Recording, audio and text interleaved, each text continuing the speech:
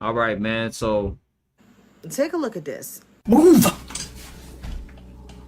Go get your stuff. You gotta go. Go. Go get your stuff. Go get your clothes and stuff. Go. wow. Go. Get in go. Okay, I'm about to share this out, man. Share this live out. I'm not playing this game. It's almost midnight. Go. Oh. Out of my room, my house, everything. This is all mine. Get out. Wow. Get out. Get out.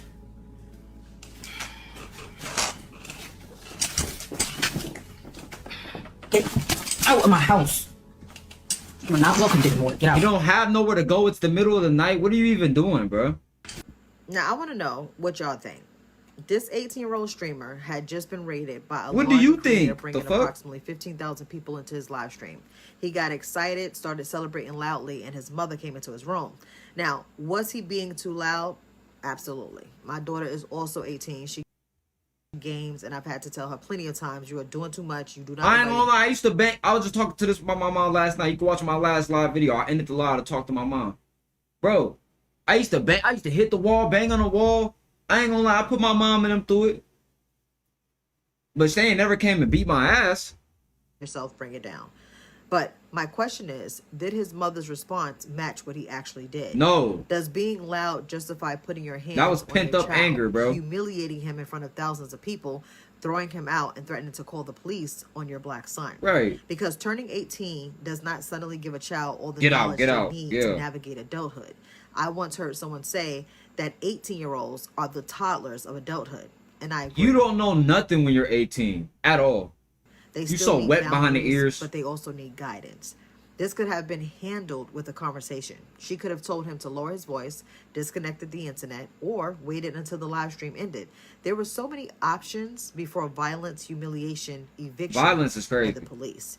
So I want y'all to answer this honestly. Was this Yo, simply a mother Glitch Gang. disciplining an adult child inside What up, her Grit? home, What up, Grind or did Hard? she What up, gang? completely overreact and potentially Shout out to you for damage the pulling up early, relationship? man. And how much responsibility do parents still have to guide their children after they turn 18? Let me know what you think in the comments. Thank you for coming to my TED Talk. Be sure to like, share, and Yo, shout out to the socialists, man. This entire I seen a lot of people like, oh, you hate black women. I don't know why I follow you. Bro, I could talk about anything else. The moment you talk about black women, now you hate black women. Shut up. I ain't situation is so hearing sad that. because I can see how this is going to play out. With all the support Nitro is now getting, he's going to move out. He's going to blow up his career. He's going to start doing really good for himself. The mom's going to get fired, can't find a job. And end of the day, that's your mom.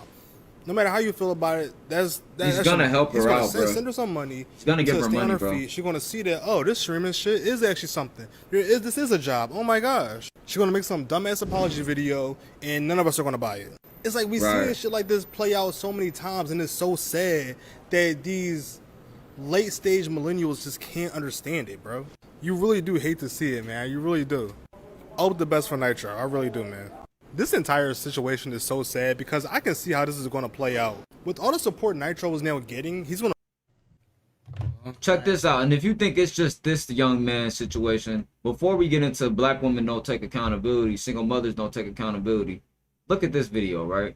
When I seen this, I'm like, bro, what is going on? Like, actually, bro, you telling me this mom is trying to use this young man for his PS5 All the stuff I money? do for you as a mother. Literally, I take care of you, I feed you, I cook, I do all that stuff. And all I did, I asked you for your birthday money so that I can pay the light bill. You don't want to give me the birthday money. So I am taking the PS5 back so I can get the money so the bill can be paid. Well, how you gonna ask for my birthday money that I got on my birthday to pay the light bill? And why you trying to take my PS5 away? Well, you can't play the PS5 anyway, there ain't gonna be no damn lights in our house. You said I've been going out so much, you would have had the money. What happened to the income tax? Turn, first of all, I'm gonna die. What happened to the income tax if you wasn't going outside? Just got your nails done. Stay out my business. You see how they always like to pull that, first of all, I'm an adult move? Well, first of all, you shouldn't be You're irresponsible. irresponsible. Being an adult doesn't mean you're automatically responsible. You could be an adult and irresponsible, don't take care of your kids, don't manage your money. Age That shit only works with their children. They can't do that shit in the real world. First I'm an adult and I spend my money. What the fuck are you talking about? That's like manipulation. does not equal wisdom. You know what I'm saying? If you knew this was gonna be a problem, like a serious problem, you would have definitely planned. Bro, I ain't gonna lie. Seeing videos like that made me thank God for my mother. There's a God out there. If they say there ain't a God, there's a God out there. Cause man, I wouldn't know what to do if I had a mother like this. If black women are such terrible mothers, why do you keep making us mothers? I want to understand the logic. Like, I'm watching this debacle about, deadbeat parents and why the daddy leave and he get more respect than the mother that stayed. And I'm just trying to understand, like, if black women are terrible mothers, they're terrible single mothers, their baby mama's this, baby mama that, why are you procreating with them, okay? And then leaving them with your children that you helped create and put on this earth. And we're so horrible at it. You know what I'm saying?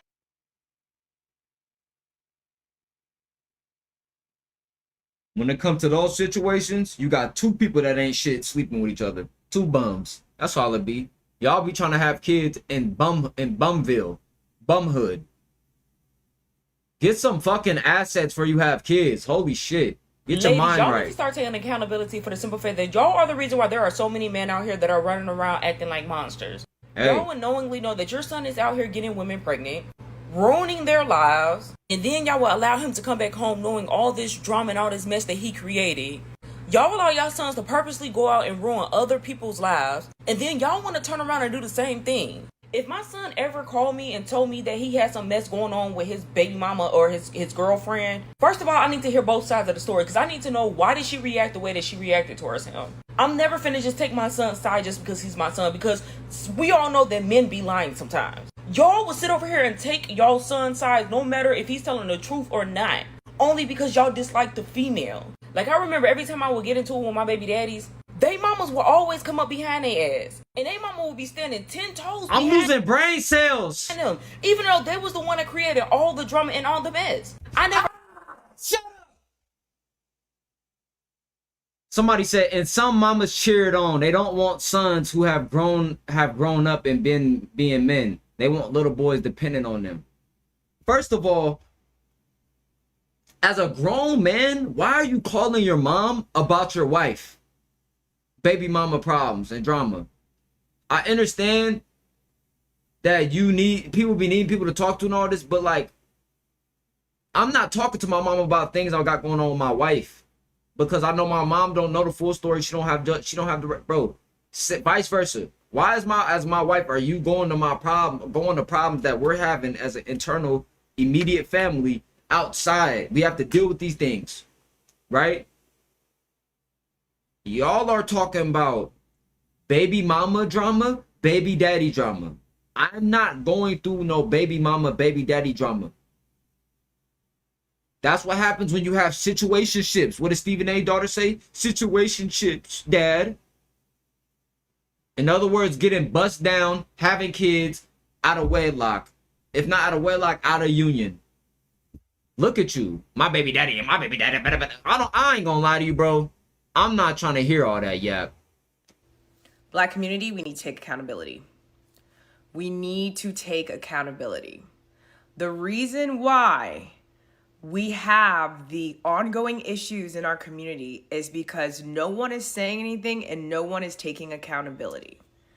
Parents, remember, you are the heads of your household. If you are not teaching your children how to have decorum, where are they going to learn it? Because I'm telling you right now, the media and entertainment industry, they don't want them to have any of that. They push us very specific agenda, and that's single motherhood, lust, drugs, and violence. I stay tweaking, man. You know, I tweak every day, man. I love tweaking. That's my favorite part of this shit. Tweaking. You are okay my butter voice. with all of those things running rampant in your household. I blame you. If no one ever teaches the next generation, things are only going to get worse. It's a lot of lust. Not a lot of love. You have our young girls out here thinking that being a baby mama is standard. Is the trajectory that is cute. No, they think it's the standard. Well, why do you think they think that? Look at our music. Look at what we glorify in our culture. See, that's the thing. It's not our culture. No, I'm at the point to where this is not my culture. I'm not associated with none of this shit. Yeah, me no black. Yeah, Nah, on some real shit though, bro. Like, can we stop associating with social engineering, CIA engineering into our community and calling it our culture? That's the problem. There's real Luciferians in the black community. There's real Satanists in the black community. There's real black Nazis. Real timing. Can we just talk about the economical state of the world right now? The average black woman has suffered severe abuse and trauma at the hands of her own bloodline, and we need to finally digest this, because in order for our community to actually unify, we have to hold accountable the people who actually harmed us the most, and that was our brothers, our uncles, our mothers, our fathers, and many more. Some of you came from hoarding houses. That was not funny because you stink, you smelled, and you couldn't even get anything to actually clean your body or have a nice home to invite your friends over. That's not funny. Your brothers beating the fuck out of you, thinking that it was a funny joke or memory to bring up during a holiday, that wasn't funny. You being sexually assaulted, bringing it up to your family about a family member who did that to you, and they tried to act as if it never happened and swept it underneath the rug, and now you have to see that individual every single day. That's not fucking funny. You understand? Your mother beating you until the point that you cannot breathe. You being held at knife point by your family. Your family kicking you out of your home. Your family making you feel indifferent. Your mother's embarrassing you in order to try to prove a point, but yet will acknowledge that their parents were 2 times worse than who they are. Then they must acknowledge that they are a bad human being. In order for us to actually grow as a community, you as black women, it starts with us. We let it go. We allowed it to happen because we thought, oh, move on. Somebody said everyone is cut off. And now this is a black woman perspective. It is what it is. Some of you chose to go to church and repent the situation. It ain't going to solve the situation because that person is not going to be held accountable and they're going to do it again. You must realize how much suffering a black woman has went through to the point that now she requires to use dark humor. She requires to bury it with music and songs. You have no idea. You know how many black women right now that you can look at and something so simple as a scratch on their body can be such a traumatic trauma and pain from their past? You have no idea. We need to digest this, my love. If you can go back to your family right now and immediately if they say something, you're triggered to the point that you're thrown back into that childlike mentality in person, you're not healed. You got to hold them accountable. I ain't gonna lie, I ain't healed. I thought I was healed, gang. I'm not healed, bro. I'm not healed at all. You said the wrong thing to me. I'm gonna left, right your ass. Left, right. Oh my goodness gracious. Your chat moving faster than do. Even like I was listening to Rod, he was talking about his family problems earlier, and I'm like, bro, Rod.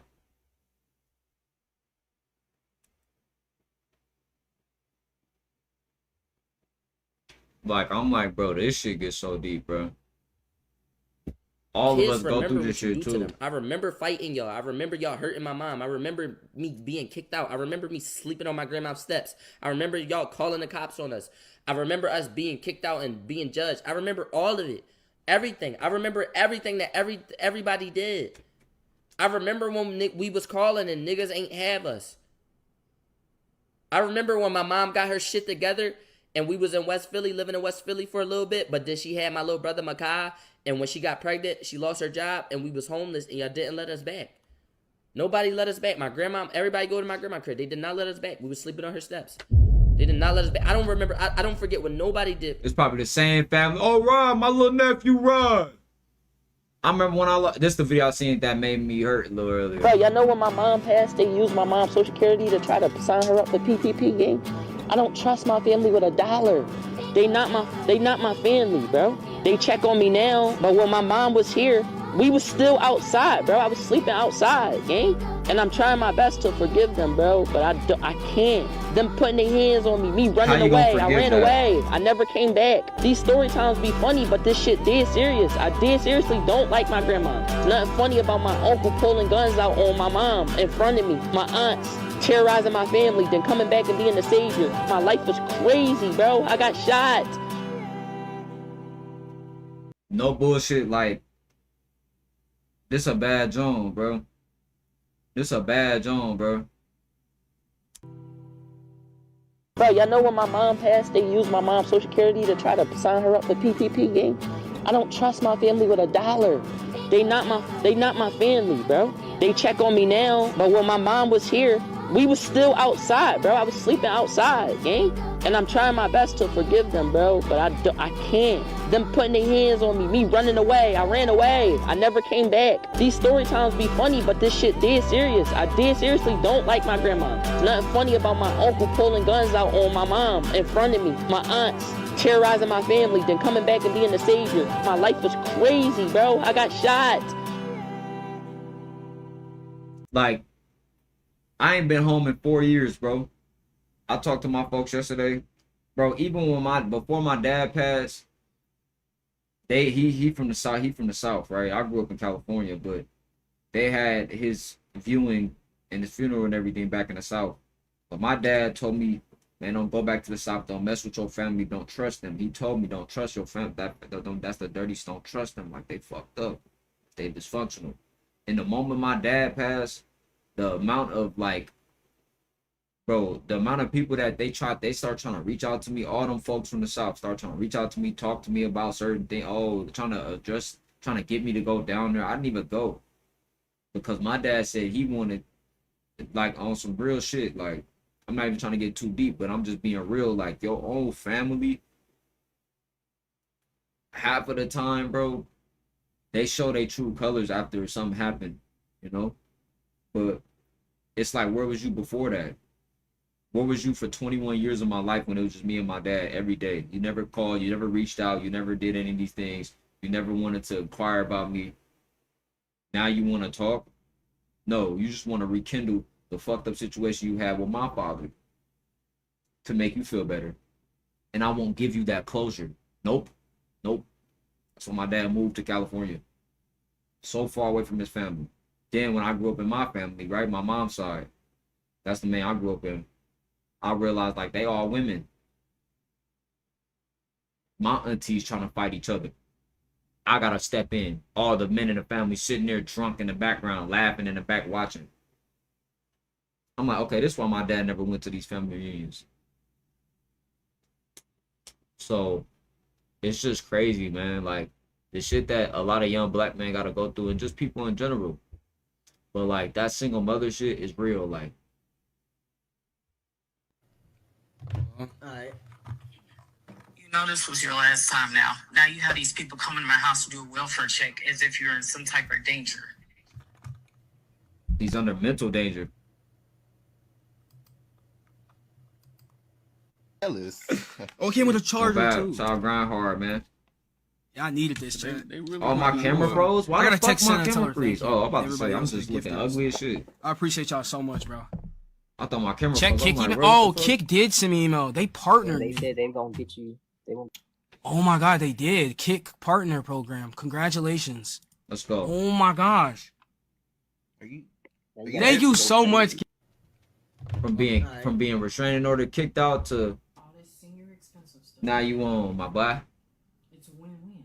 So let's move on, man. So I wanted to react to this video because, well, not this video. This nigga got knocked the fuck out. Oh, his ass got knocked out, man. But they talking about Dean the Great got a handler. His name Dean. His name is Dean. So I wanted to react to this because you know, Dean the Great, that man, bro, he's sending over Masonic checkerboards, all type of stuff. Dean. They done found Dean the Great handler. I'm usually the one that finds shit like that. You feel me?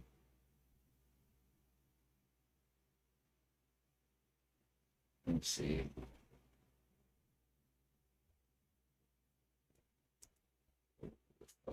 DG.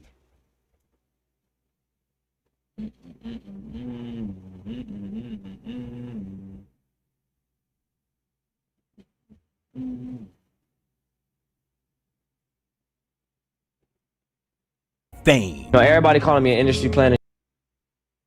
I still got that.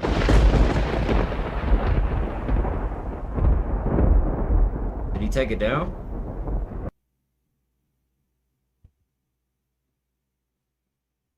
See, look, the untold story of Dean, the multi-millionaire handler of AB. Yeah, the OG. We found the handlers, y'all.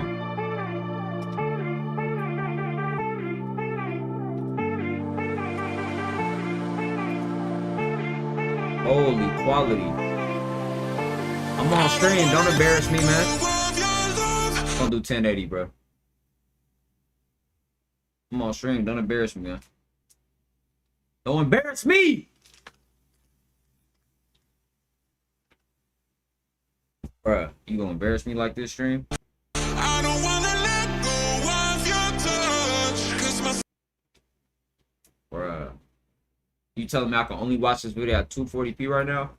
What am I paying for, bro? Y'all ever pay for Wi-Fi every month and your quality is not up to speed? It's like, what am I paying for, man? Honestly.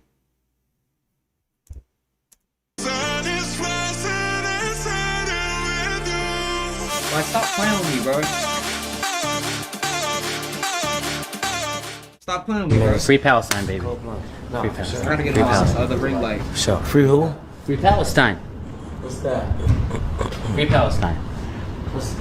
Your people? I can do this Yeah, shit myself. the OG. Free cut. You just say free cut. Who is that? He's not educated. It's okay. No, I'm very educated. You guys just not telling me what. No, there's a Free Palestine. That's it. The genocide that's happening out in the Middle East. Those are my people. I'm your Palestinian. people. Go. My bad, man. No, you're good. Happy as fuck is happening to your people. Come on, guys. Huh? No.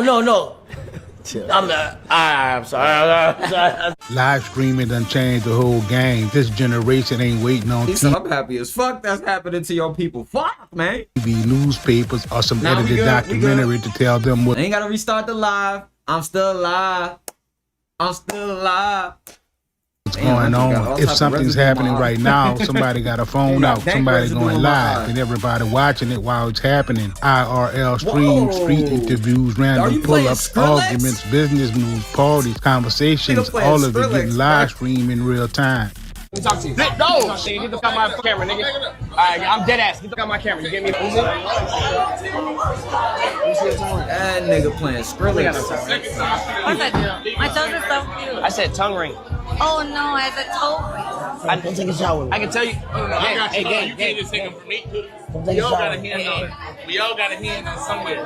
We all management. We all management. And that's really what this generation tapped into now. They want to see it raw, no script, no perfect lighting, no 10 takes trying to make somebody look a certain way. Want to see what actually happens when the camera is rolling and nobody knows what's coming up next. Streamers could walk outside, hit go live, and suddenly thousands of people are sitting there watching their whole day play out. That's why live streaming ain't just some internet side hustle anymore. It's become a whole culture. Streamers got communities built around them. Young fans donate, subscribe, pull up in the chat, argue with each other, make clips, turn moments during the streams into memes, and have conversations that keep going long after the stream ends. A stream clipper can turn a random moment into something everybody online is talking about. But here's where it gets interesting, because once you understand what live streaming has become, you start seeing why certain people ain't just This using nigga really playing Skrillex instrumentals, bro. the internet to go live. They building something Bro, around that them shit fried shits. me, bro. That's where Nadeem Hamed, aka Deem, comes into the picture, homie. Deem is the owner, operator, and founder of Vivid Alchemy Marketing, along with Vivid Alchemy Academy. His story isn't just about opening up a business or putting a name on a building. It's about Deem. understanding where this culture is headed and figuring out how to I ain't create gonna something lie. that fits into it. Vivid Alchemy sits in that space where business, creativity, education, community in the online world start crossing over. Deem ain't coming into this from some corporate playbook where everything gotta sound clean and rehearsed. Y'all boys be on here claiming that I'm using AI. Stop the cap. If you ask anybody close to Dean, they will tell you he's been building from the ground up,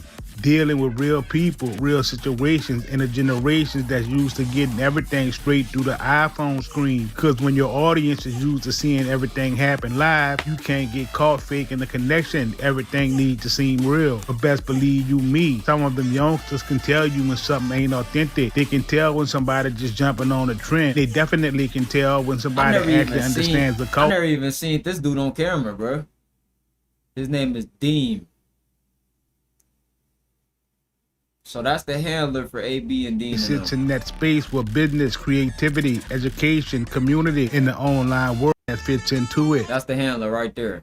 So he the one that invest and finance these niggas. He the one that can call their phone and scream at them and all that shit. Vivid Alchemy sits in that space where business He don't want to be streaming on the through phone. the iPhone screen. Because when your That's what I'm audience learning. is used to seeing everything happen live, you can't get caught faking the connection. Everything needs to seem real. But best believe you me, some of them youngsters can tell you when something ain't authentic. They can tell when somebody just jumping on a trend. They definitely can tell when somebody actually understands the culture they trying to reach, especially when streamers be clip farming. That's the worst part.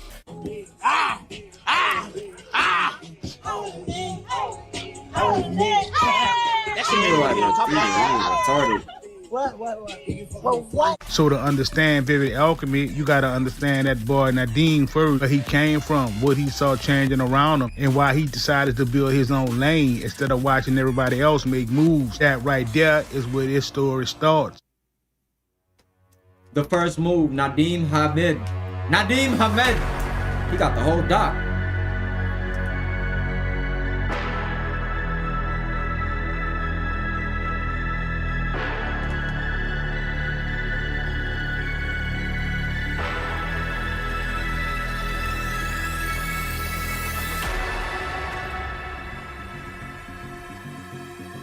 Nadeem Hamed was born in 1996. I'm gonna tell you this here. Before the company name, before the management side, before walking around major personalities, his world was centered around the Southwest Chicago area. His family network was tight. His education was local. Moraine Valley Community College. That boy Dean wasn't starting out for some tech hub surrounded by investors, Silicon Valley dudes, and people throwing money at every new idea. That boy said, I'm only doing this video if I can find Black Ops 2 theme music. Early base was ran out of his home office. Then 2020 came. Dean officially put a business on paper. Vivid Alchemy Marketing LLC was registered that year as a domestic liability company with the operation based in Downers Grove, Illinois. That was the move. Now 2020, that was a wild time to bet on anything. Businessmen were trying to figure out what was really going on. Regular routines got flipped upside down. One thing was coming impossible to ignore. Everybody was online. Businesses that might have never cared about posting consistently, suddenly had to think differently about how people found them. The phone in somebody's hand wasn't just for scrolling anymore. That screen was becoming the front door to get in the bag. Team stepped into digital entrepreneurship right in the middle of that shift in the game. Vivid Alchemy Marketing focused on high impact video production, social media growth, and brand strategy. And instead of trying to be everything to everybody, the company developed a strong presence working with dental and medical professionals. They got all their Instagrams on here.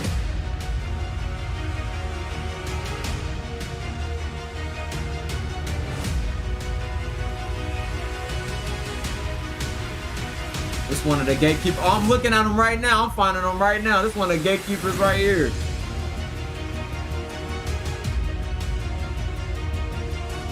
Oh, this state commercial on.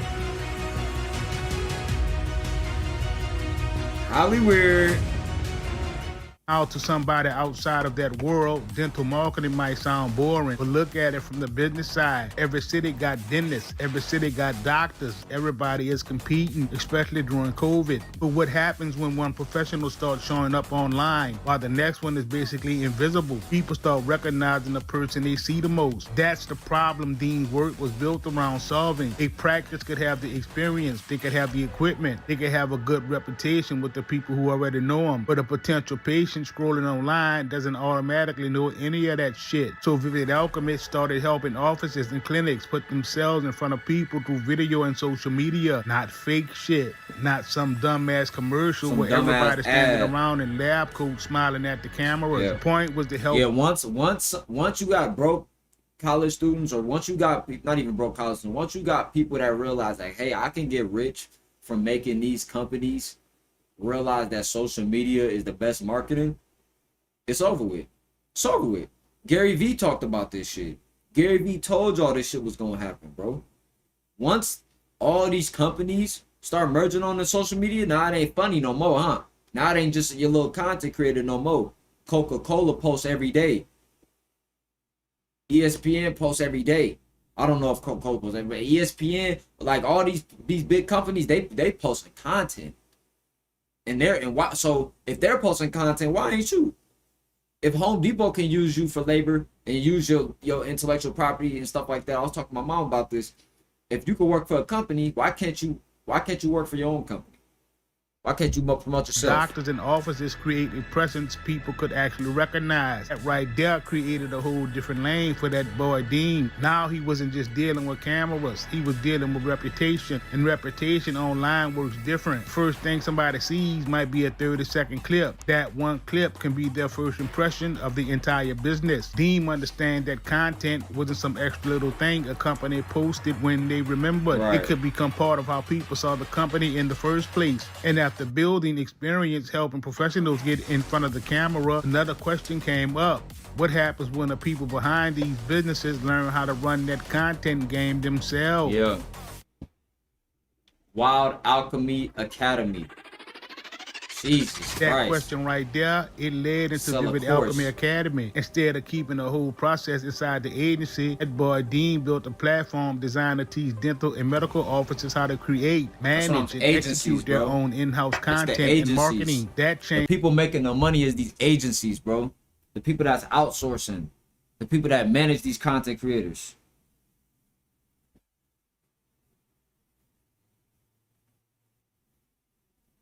The whole entire setup, because paying somebody to handle your content is one thing. Knowing what the hell going on with your own content is something else. A doctor knows their field. They hear the same questions from patients all day. They know what people get confused about. They know what procedures people are nervous about. They know what people want answers to. But knowing all that doesn't automatically mean somebody knows how to run it into something worth watching. That's where the education side came in. Vivid Alchemy Academy was built to give business guidance while helping them keep control of their own brand narrative and growth. So instead of sitting around waiting for an agency to come up with every idea, the office could start learning the process. What should we film? Who needs to be on camera? What are people actually asking? How do we talk to people without sounding like a damn brochure? How do we keep posting without just throwing random videos online?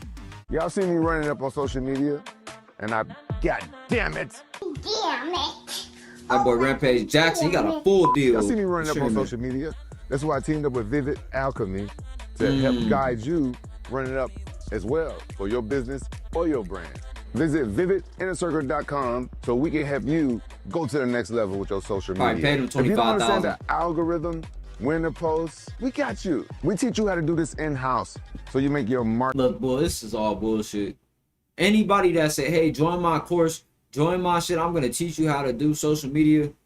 I've learned how to do social media from all free content. Now, I'm going to be honest. I'm not the best performer with social media. But I guarantee you, if I watched other people and took their advice or did this, it wasn't going to give me no more extra views. Because I see people that follow these courses. You could tell when people watch courses and start making content. You know, you could tell. And they'll stop anyway.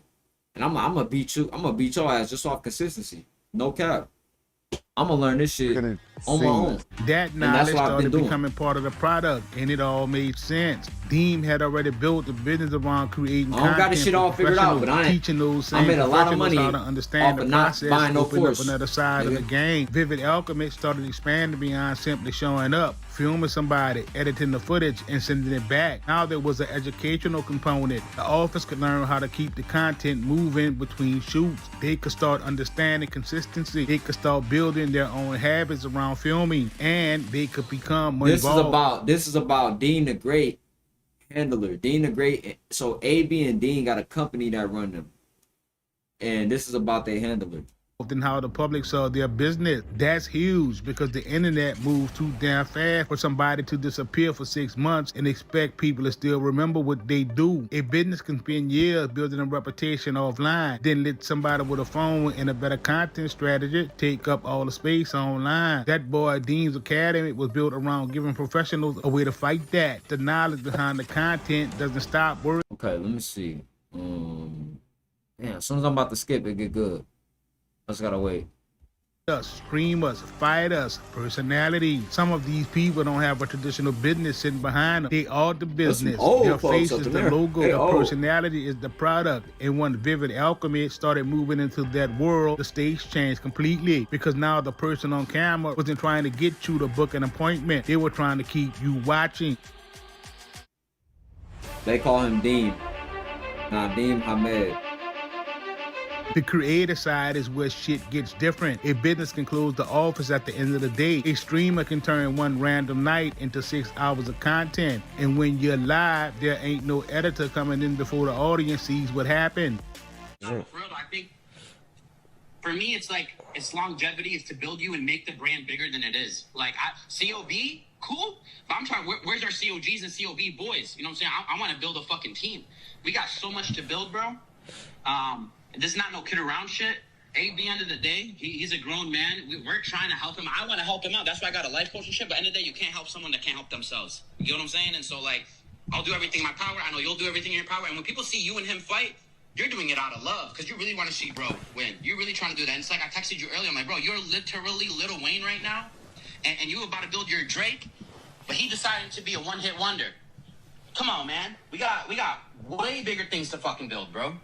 If something goes left, everybody sees it. If somebody says something funny, the clip page has got it. If two people start arguing, the chat starts picking sides before the conversation is even over. If a guest walks through the door, somebody has already screen recorded. That's the world these modern day internet personalities live in. And Dean's management company moved directly into that game without hesitation. That boy network has worked with high profile online personalities and crossover sports figures, including that boy Dean the Great and 4-time champion Adrian Broner and MMA legend Quentin Rampage Jackson. Now these three names I mentioned to tell you something about where the business had gone. Dean the Great came up through the new creator in internet boxing world. His audience is built in the same era where YouTube personalities fight, stream, go viral, and turn online attention.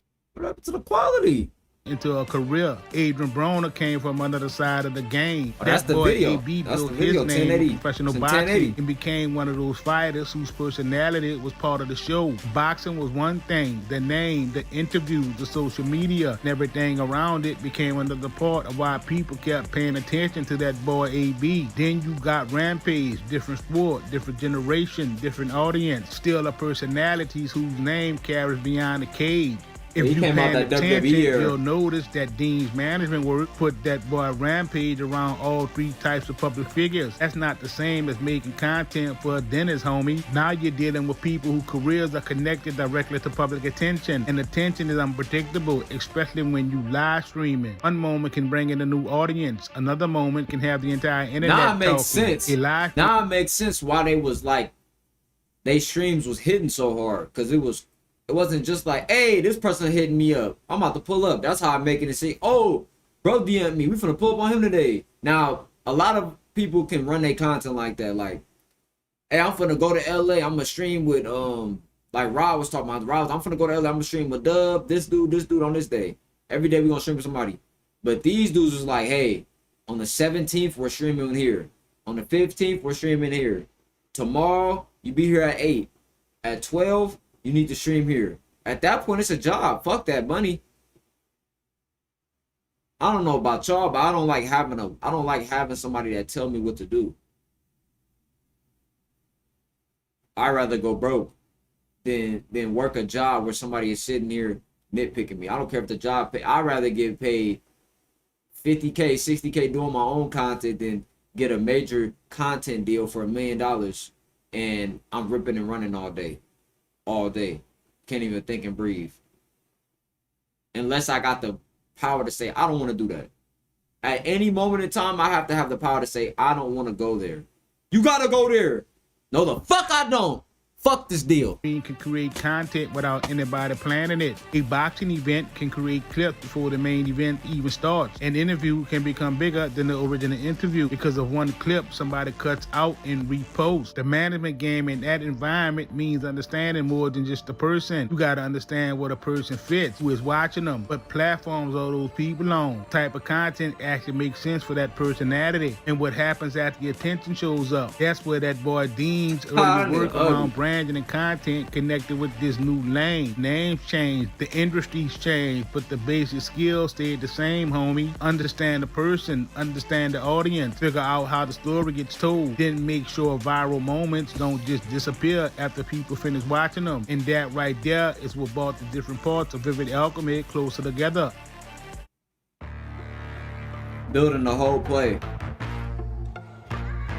By the time Vivid Alchemy operation had expanded, Dean wasn't running one simple service. There was the marketing side, Vivid Alchemy Marketing, working with professionals, businesses, clinics, and dental organizations through video, social media, and brand strategy. There was the Academy, a place where dental and medical offices could learn how to create and manage their own content or getting guidance on how to build their brand. And there was the management side that opened the door into creators, fighters, streamers, and personalities operating inside the same world, scrambling for attention, separate lanes, but they connect. Marketing side deals with businesses trying to become known. The Academy teaches people how to take more control over their careers. The management side works around people who already have an audience or are building one and need to move inside the game where the internet can change the whole conversation overnight.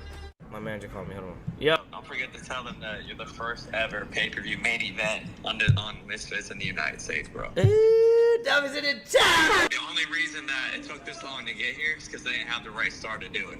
You're the star in the United States they've been looking for.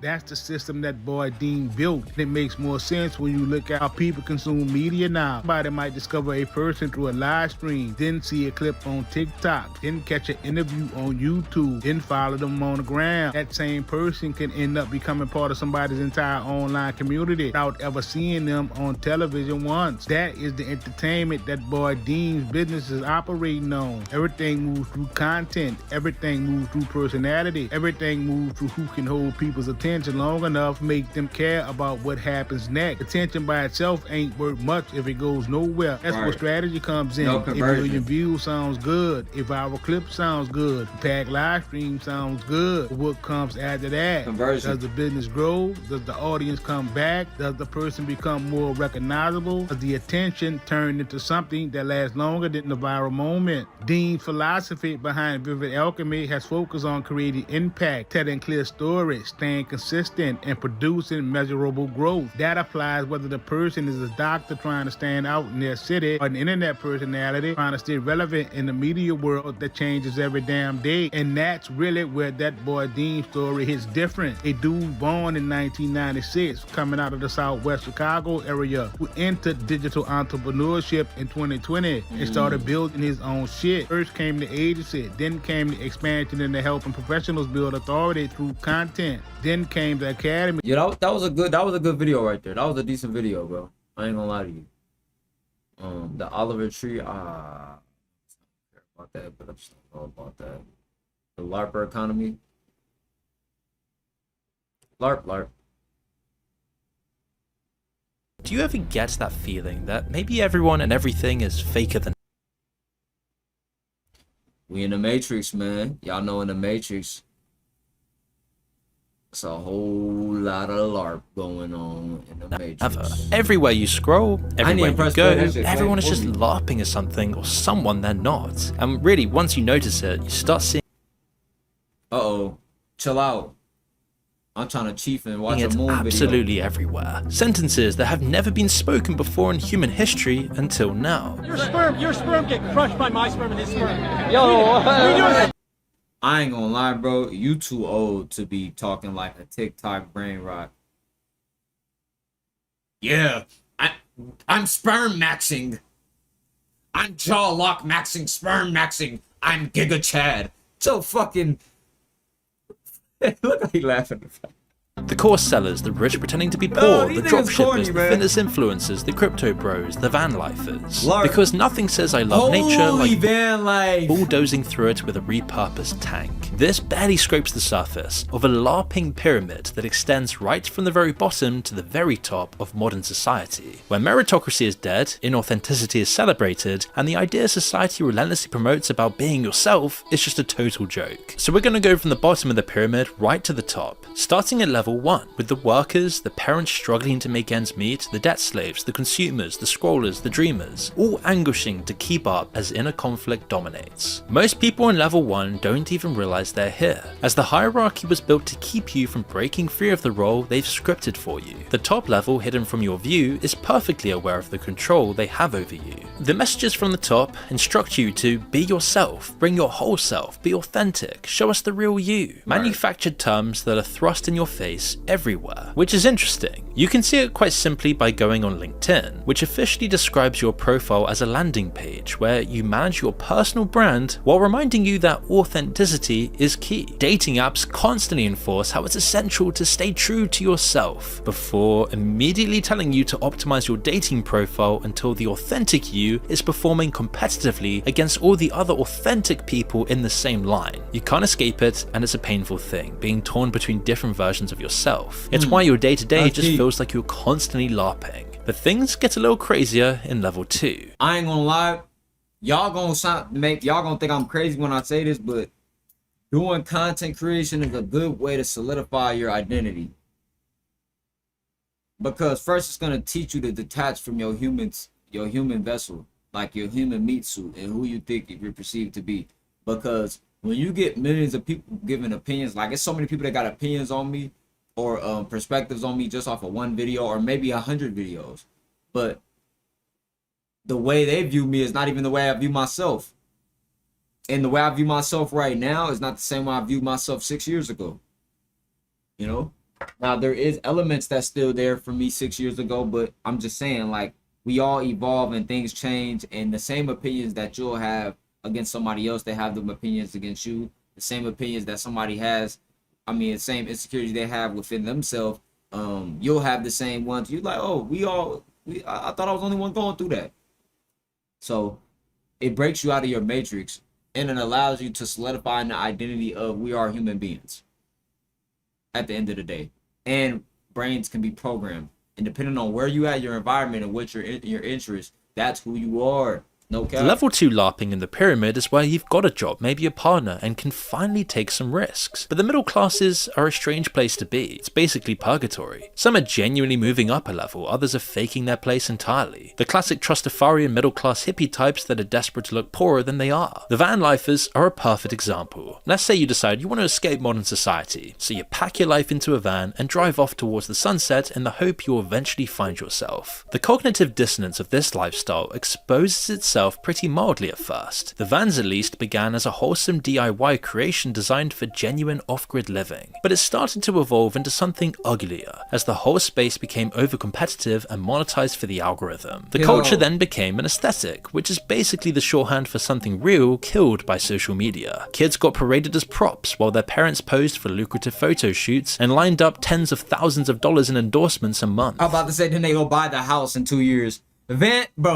The van life influencer, 30 days. Nigga, 2 years later, I just bought my first $2.5 million house.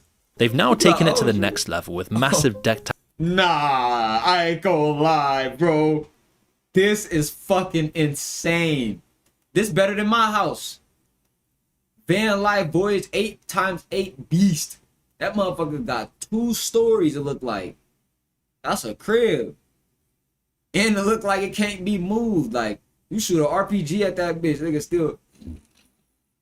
still sleep in that joint. Our ex-military vehicles that cost more than a house, which is really ironic when you think this was a movement about minimalistic living, and now people are spending millions of dollars on it. This video is sponsored by Merlin AI, an all-in-one AI tool. And before I show you what it does, they gave us a really substantial discount exclusively for you guys. So I'll show you how to claim this in a minute. But one thing I've noticed over the last year is that AI has become incredibly fragmented. One model is better at research, another is better at writing, another is better at coding or reasoning. And so before long, you've got 5 different tabs open, multiple subscriptions, which is why I've been using Merlin AI. It puts the major models, including ChatGPT, Claude, Gemini, and more into one place. So I can simply choose whichever model fits the task instead of jumping between different websites. For example, if I'm researching a topic like this video, I can open the Merlin extension and ask it to summarize the page I'm reading, and then switch on the deep research to pull together a structured report using multiple sources. If I need images or even AI generated video, that's also built in too. It fits into my workflow instead of forcing me to change it. Where it's $20 a month for ChatGPT, another $20 for Claude, and another $20 for Gemini. I just realized this is an ad. This gotta be an ad right here. This gotta be an ad. But I ain't gonna lie, I ain't like Agent. That boy Agent, running clubs and bars. You know how to skip them implemented ads, cause you know I got premium. But boy, he just caught me slipping. I'm gonna be on it though. I'm gonna start getting better with the snipe. If I'm watching, if I'm paying full attention, I'm gonna snipe it, but I'm trying to edit the thumbnail and do it at the same time. And only self-improvement clubs like the Bali Time Chamber. Others evolved into hippie Barbies, covered in plastic, claiming they've escaped the Matrix by becoming OnlyFans models. And I was like, OnlyFans? What's that? I had to do the hard thing and break out of the Matrix. I never thought I would like be a stripper or anything, but I was like, you know, I want to make a lot of money. Or there's the other side of the spectrum, the trad wives and the ranch living people who all fell victim to the same scheme. You see it yourself when you click through a few bios, like this woman who offers an £85 a month Royal Academy of Biblical Wifery. And then there's always the ones who use the trend to promote their other businesses. There is a reason why escaping the Matrix has become a lucrative market in the first place, because the classic level 2 LARPing middle classes have become increasingly performative to the point where millions of people spend most of their waking lives pretending what they're doing is far more useful than it really is. David Graeber called most jobs bullshit jobs, meaning jobs that don't appear to make a contribution to society, and split them into these great categories. The middle managers are the worst. They're usually perfectly reasonable people, but the things they sometimes have to do are just incredibly evil. They're deciding whether to poison the lakes and rivers nearby to make these products that are filled with toxic chemicals that poison their customers, or introducing new predatory practices to milk their customers dry, because this is what performance asks of them. The old idea behind this was that you fake it until you make it, right? And it's all just a means to an end. But we now know that's completely false. You simply just creep further up the pyramid, where the performance gets grander, the stakes get higher, and pretending becomes even more ridiculous. Now we're gonna go up a level to level 3. The alpha males, the fake rich, the core sellers, the drop shippers, the Instagram models, the OnlyFans girls, and the lifestyle hustlers. If you've been online for the last few years, hey, on God, this finna get deep. Let me give some water real quick. You probably can't avoid them. They plague the feed and soak up all the signal they can get. A few years back, there was Luke Belmar, who used to run a paid community called Capital Club that taught young men how to find this level. In his mind, he's already there and everyone else is beneath him. If I go broke today, I can make $1 million next week. I have a 9-figure community, so I have a 200,000 person wait list to join Capital Club. He'll never disclose what he's worth or what he actually earns. He has an unfalsifiable fortune with a mysterious family backstory. He'll then tell you he's rich and explain that proving it would be spiritually irresponsible. I will never disclose how much I'm worth because I've learned a lot about how Asians move with regards to money. Money's energy. Yeah. And the moment you begin to expose that energy, right, people start to understand how powerful or how weak you truly are. But he will boast he can get anyone to simply lend him $1 million in liquid cash. How many people can you call up and be like, yo, can you wire me $1 million? I'll send you, I'm good for it. Oh, you don't have those friends? I do. So I can tell you it's real. Yeah, because you're in a secret society, bro. Because you're in some type of cult brotherhood. Stop playing, bro. If you ain't an agent or if you build your wealth and you start to have people in your phone that you could call for $1 million, it might make sense if y'all made $1 million together. But why would somebody give you $1 million if y'all ain't made money together? Okay, let's just say you got a good business, you build your connections up, cool. But Luke Belmar, like I don't know, his net worth is probably 30 million. You don't know his net worth, but like, bro, like niggas be talking about networking but don't be having no business. Like, this sounds good, but you're already up. You already have money. You already have businesses. It's not like, oh yeah, I could just call them for $1 million because I like, bro, I don't know why niggas be talking like this. By the time you get to the point where you can borrow $1 million, you don't need it, is what I'm trying to say. Or no, there's no way that that's because you're a peasant. Ali Sob sells the same lifestyle without even bothering about the pretense of a business behind it. Nobody's ever said move like you're undeniable to another human being. It's really difficult to even find out who he is, apart from he owns a couple of restaurants in Michigan. His claim to realness is constantly pleading how he's not another fake influencer. Sorry, Mr. Soul. These influencers are trying to get a McLaren for 3 months.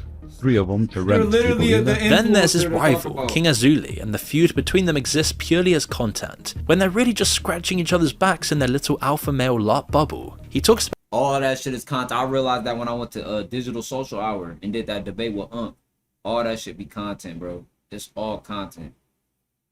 Bro, Sean Kelly said it himself, bro. He said, if y'all don't argue and debate, it's not gonna go up. If y'all not arguing, it's not gonna go up. If y'all ain't arguing, it ain't gonna go up. That's what he said. Okay. Shout out to Vamp, man. About how you read someone by What what up, they man? dress up as on Halloween. How do I read a woman's personality when I start dating her? That's very simple. My nigga All you have Vamp to do Lad. is ask her if she's ever been to a Halloween party. You see, in Halloween, people pretend to dress up, but they truly dress up as who they truly are. For example, me, every single Halloween party that I ever dressed up, I dressed up as a superhero. I was either Batman, Superman, Hercules. His backstory doesn't even survive 10 seconds of attention. He's fought off 40 people, spent over a decade in counter-terrorism, and he might also be the only guy on Earth who speaks a forbidden language which doesn't sound very useful. For the unit that I worked in, it's called a clear unit. Clear means that there's no name, you don't know anything, you don't know anybody. This unit does not exist.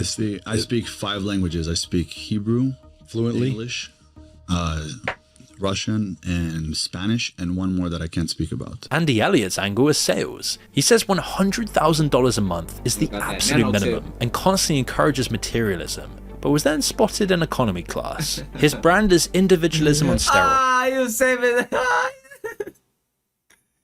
that nigga said I'm for what? And constantly encourages materialism, but was then spotted. Hey, he living out here in Tweed, Arizona.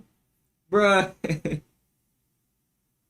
He like, hold on, wait. I bought your course. You said to never fly economy. Wait. He like, wait, I bought your course. In economy class. His brand Where the is private individualism on steroids, and getting a bunch of other men to wear his name on their t-shirts Oh my while goodness. ripping off other men's clothes on stage, all What? because he doesn't hire people who don't have six-packs. Yet even with this, he folds into the same level 3 as everyone else on this tier, and you can barely tell him apart from all the others. In fact, there's so The many other drop people just shippers. like him, we could be here all day talking about it. But really there's just one mission that dominates everyone on this level of the pyramid, making sure to click the link in their bio. And honestly, if you look at anyone online who's often an alpha male or financial guru, course you'll method find is out they over, either bro. inherited the money or are just a complete psychopath. The same thing seems to happen to all these influencer educators. Paul Saladino built nearly 3 million followers They as already Carnivore rich. MD. From his book arguing that plants are actively harmful to you. Then his health collapsed on his own diet, heart palpitations, wrecked sleep, low testosterone, and now he eats around 300 grams of carbs a day from Why I added fruit and honey in my diet. All right.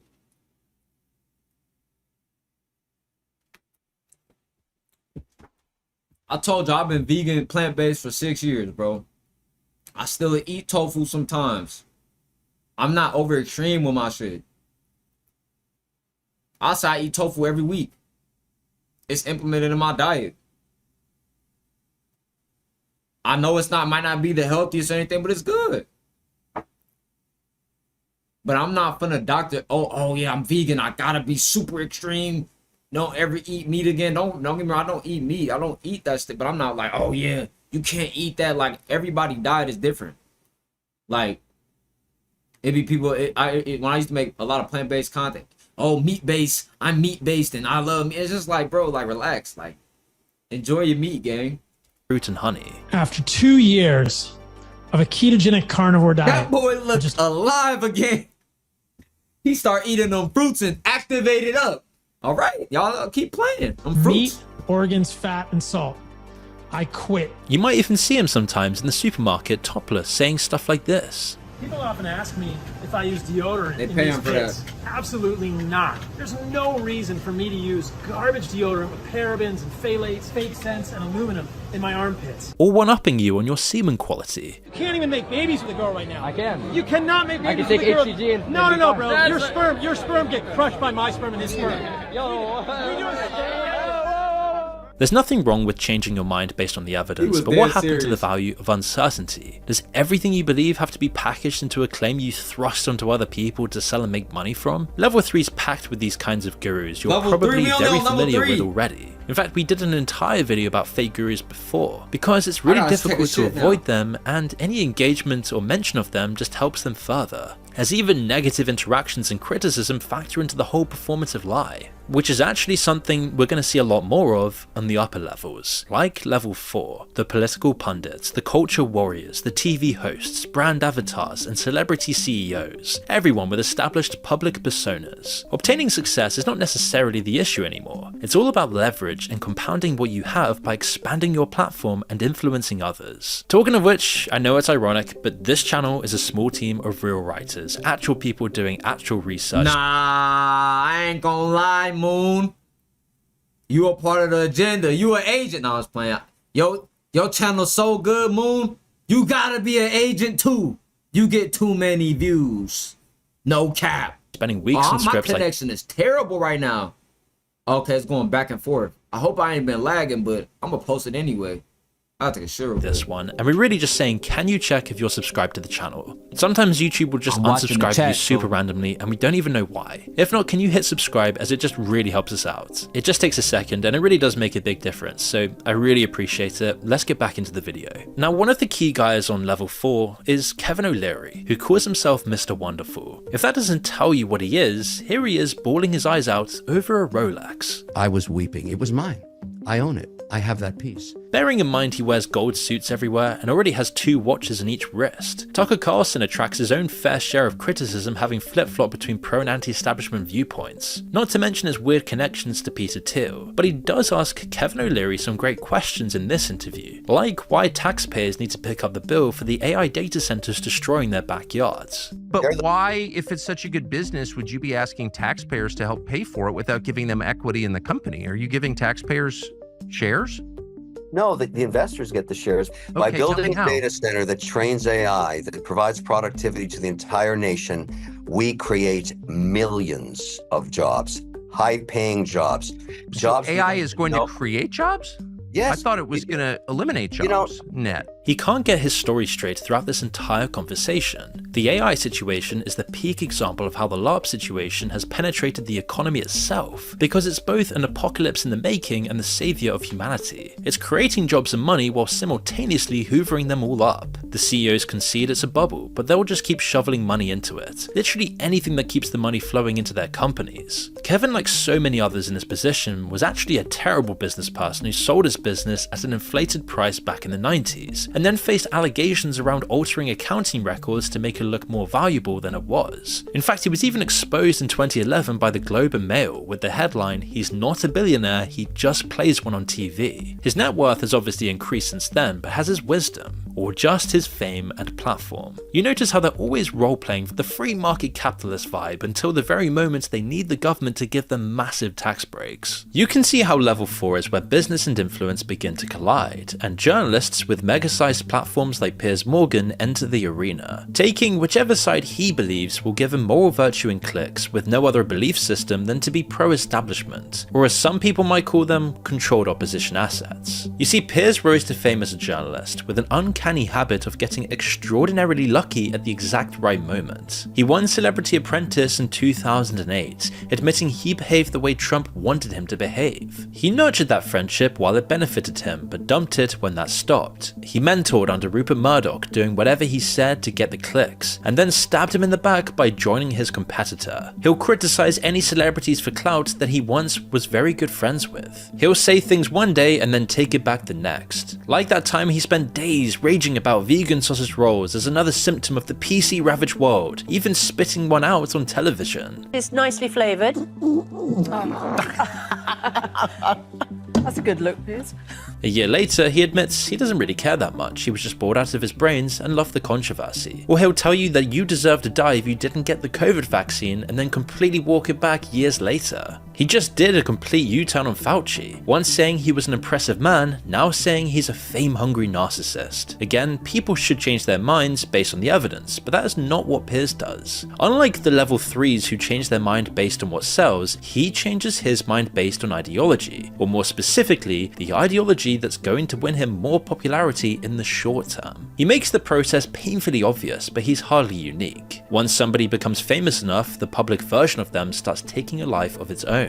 Steve Jobs became the black turtleneck genius who personally willed the future into existence. Richard Branson became the permanently grinning adventure entrepreneur. The Rock somehow evolved from a wrestling character into a motivational corporate organism who was simultaneously an actor, tequila salesman, fitness guru, and human franchise. Mr. Beast became the permanently astonished philanthropist, branding everything from giving away houses to curing blindness with he changes his mind based on ideology, or more specifically, the ideology strategy that's going to win him more popularity in the short term. He makes the process painfully obvious, but he's hardly unique. Once somebody becomes famous enough, the public version of them starts taking a life of its own. Steve Jobs became the black turtleneck genius who personally willed the future into existence. Richard Branson became the permanently grinning adventure entrepreneur. The Rock somehow evolved from a wrestling character into a motivational corporate organism who was simultaneously an actor, tequila salesman, fitness guru, and human franchise. Mr. Beast became the permanently astonished philanthropist, branding everything from giving away houses to curing blindness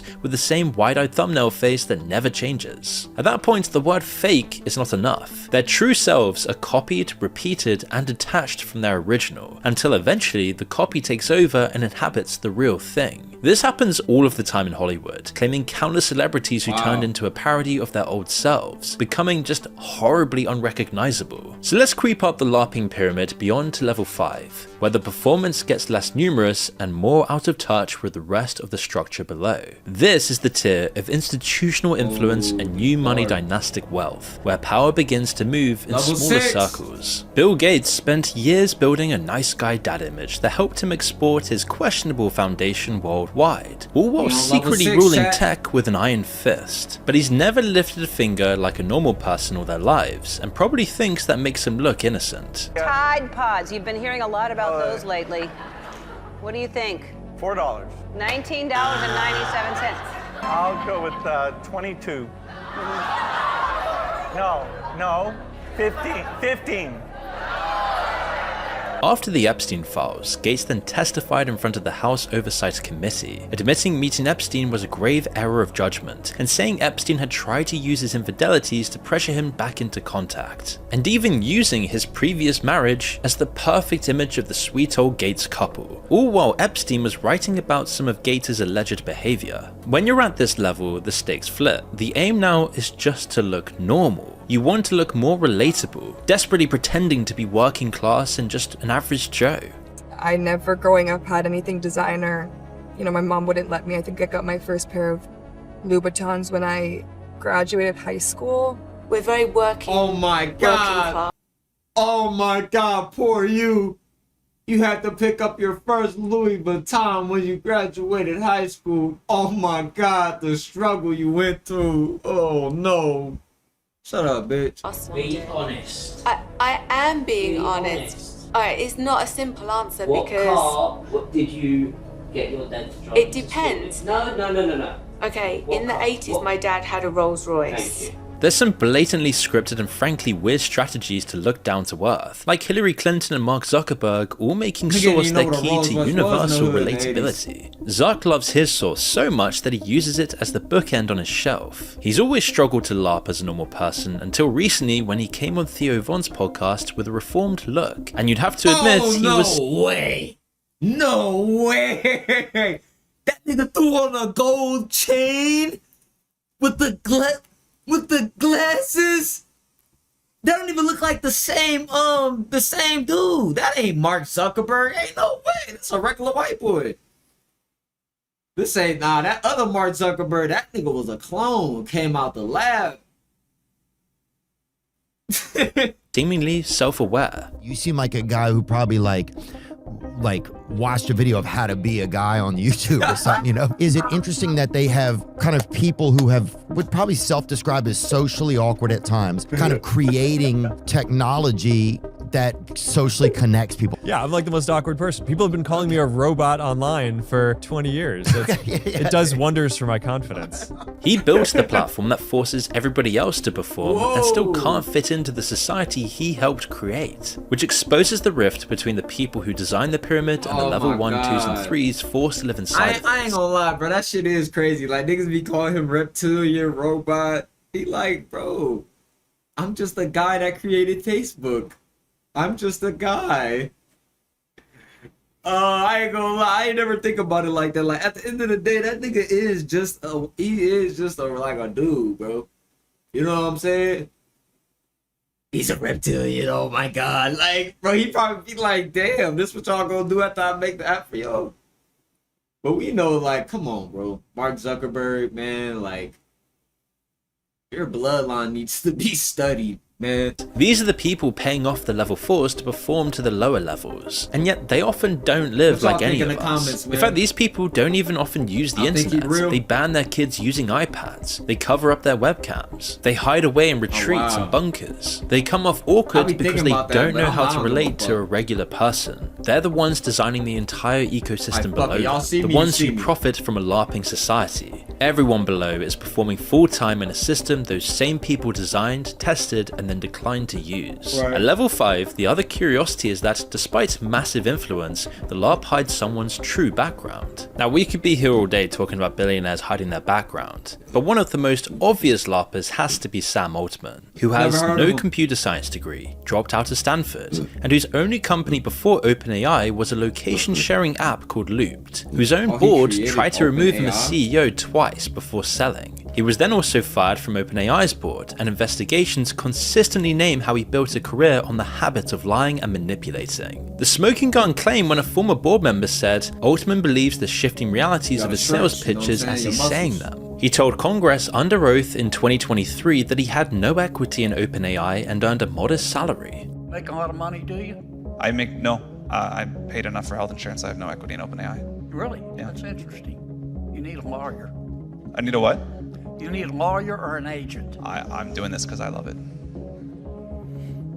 Thank you, Mr. Chairman. But was soon photographed with a $500,000 watch riding around in supercars worth millions of dollars. Do you know Sam Altman? He's always the head of OpenAI. Yeah. He's always kind of said, I'm not doing this for money. I don't make any money. And they just busted him in a $4 million Koenigsegg. They did? Yes. Oh, that's awesome. Then again, the very concept of the CEO is enough to leave you doubtful, as this is basically a PR role without its I'm not doing it for money, I just have all of it. Status and wealth. A CEO's charisma has been shown to have no relationship to company performance, but it does have a very strong relationship to how much the CEO was paid. So the CEO's performance naturally benefits the CEO and no one else. But there are levels of power above level 5. So it's time we look at the ultimate LARPers in our society, the people hiding away at the top that are secretly pulling the strings for all of us, which is a difficult thing to uncover because real power is hidden by the LARPing. It becomes harder and harder to tell where one institution ends and the next one starts, with the heavyweights veering between governments, the UN, the World Economic Forum, suspicious NGOs, and every other supranational group you can imagine. Although the British royal family is a really great place to start because even the name is a roleplay. They were the House of Saxe-Coburg and Gotha until George V rebranded the family with the exceedingly British surname of Windsor, because being visibly German and supportive of the Nazis became rather inconvenient during a war with Germany. In 2005, the future King Charles was caught saying this in a photo op.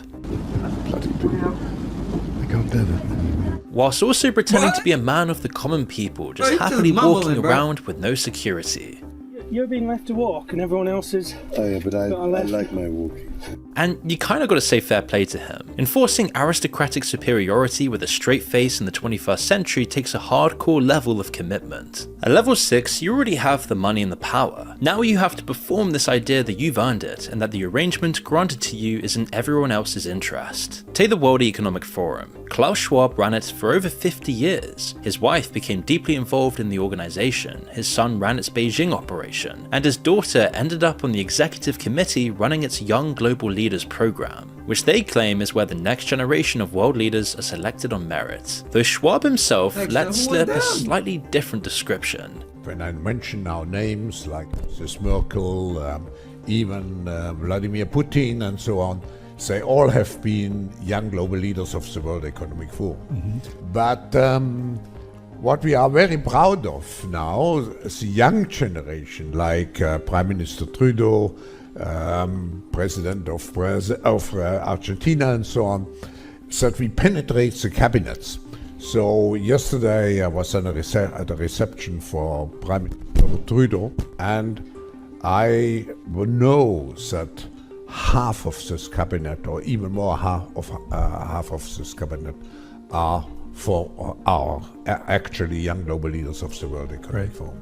We penetrate the cabinets. An incredible sentence when your organization already gets accused of being an unelected club trying to influence governments. Schwab was eventually replaced as chairman of the World Economic Forum by our channel favorites man, Mr. Larry Fink of BlackRock, and Andre Hoffman, the great-grandson of the man who founded Roche in 1896, which is one of the most powerful family-owned businesses in the world, with a personal worth of over $9 billion. So if you want to know how concentrated money and power are at the top, consider how the 500 largest family-controlled businesses on Earth turn over $8.58 trillion a year. If you line them up as a country, they'd be the third largest economy in the world, behind the US and China. Powerful families then meet in powerful clubs hidden away from the disgusting public, where the dynasties within your country are controlled without any vote, or without— Wait, we gotta go back.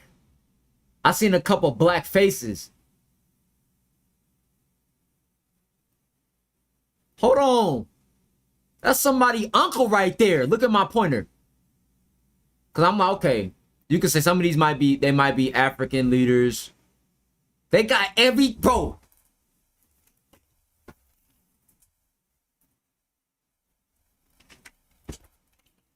Every single race and every single group of people has their handler.